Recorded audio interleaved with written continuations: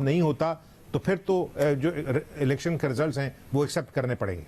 Vote count کے بعد زیادہ بہتر طریقے سے اس پہ بات کی جا سکے گی. صافی صاحب یہ بتائیے گا, مختلف سیاسی جماعتوں کی جانب سے جو انتخابی مہم چلائی گئی ان الیکشنز کے لیے, آپ کیا سمجھتے ہیں کہ وہی روایت برقرار رہے گی, وہی ٹریڈیشن برقرار رہے گا, یا کوئی اپسیٹ ہو سکتا ہے پی ٹی آئی کے لیے؟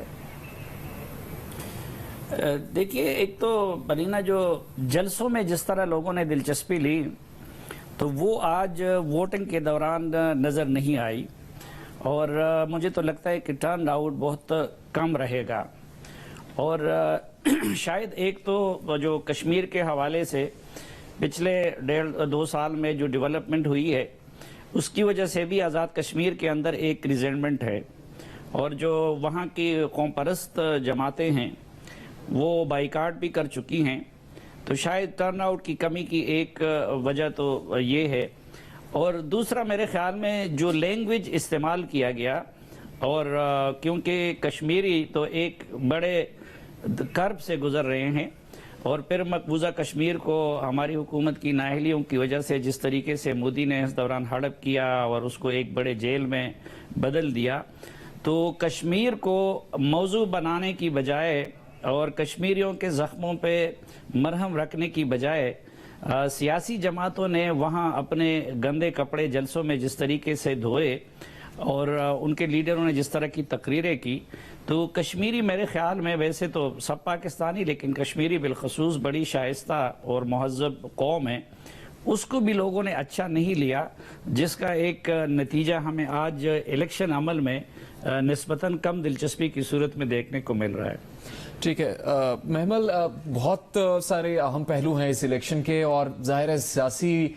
طور پر روایتی مہم تو ہوتی ہے جب انتخابات کے لیے جلسے کیے جاتے ہیں, لیکن ایک چیز جو بہت زیادہ افسوسناک تھی وہ غیر اخلاقی جملوں کا استعمال تھا, خواتین سے متعلق نازیبہ الفاظ کا استعمال تھا اس انتخابی مہم میں, جس میں سر فہرست رہے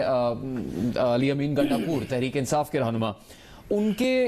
کے بارے میں سب سے زیادہ دفاع ان کی پارٹی کی طرف سے کیا جا رہا ہے, یعنی اگر دوسری جماعتوں کی طرف سے بھی ایسی باتیں کہی گئی تو وہ بھی قابل مذمت ہے. لیکن ہم نے پہلے بھی اس نشریات میں بات سامنے رکھی کہ اسد عمر صاحب نے اپنے سوشل میڈیا پر پیغام جاری کیا اور باقاعدہ علی امین گنڈاپور کی الگ سے تعریف کر رہے ہیں وہ ان کے مہم چلانے کے انداز کی. تو آپ کو کیا لگتا ہے کہ آزاد کشمیر کے عوام اس سب چیز کے بارے میں کیا سوچتے ہوں گے؟ دیکھیے, یہ بہت ہی ایکچولی قابل مذمت علی امین گنڈاپور صاحب کا بیان تھا, کیونکہ نہ صرف یہ کہ وہ ایک مسوجنسٹ یا سیکسسٹ اٹیک تھا, اس کے اندر وائلنس کا عنصر بھی شامل تھا. انہوں نے جس طرح سے بات کی کہ تھپڑ مار کر اور آپ کا اصل چہرہ دکھائیں گے, اور یہ ایک ایکچولی آپ لوگوں کو وائلنس کے اوپر اکسا رہے ہیں. اور اس کا جو ڈیفینس ہے آپ نے دیکھا ہوگا, ایک تو ان کے حق میں ٹرینڈ بھی چلایا گیا,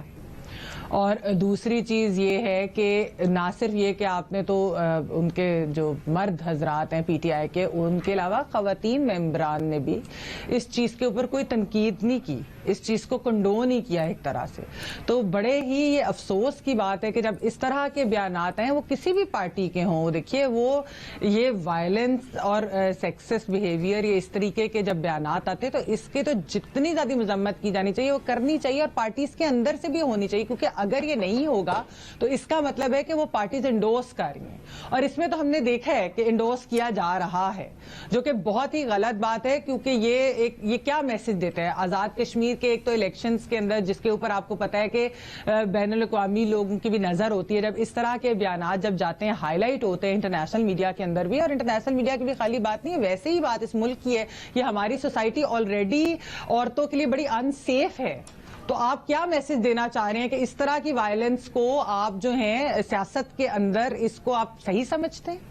یہ بہت ہی خوفناک قسم کا میسج تھا جنید, اور اس کی جتنی مذمت کی جائے نا میرے خیال میں وہ کم ہے. جی بالکل کی جانی چاہیے, اور یہ توقع